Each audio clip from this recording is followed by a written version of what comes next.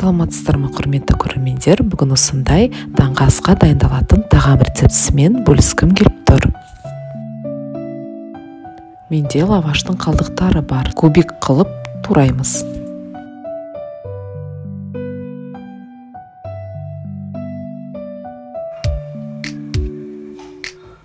Бір дана қызанақ және укроп тураймыз. Ірімшікті теркадан өткіземіз. Осы массаны тұздаймыз және де 3 дана жұмыртқа қосамыз.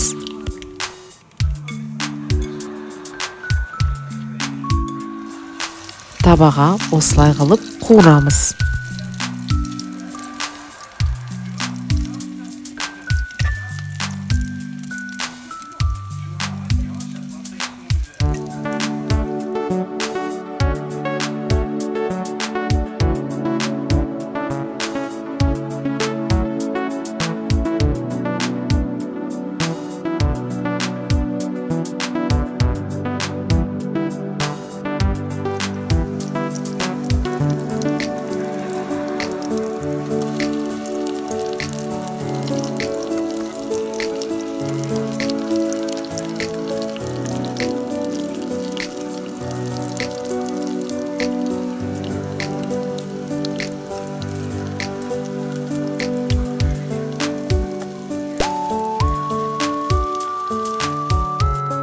Осындай болып шықты.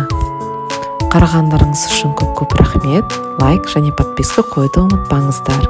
Келесі видеоға дейін сау саламатты болыңыздар.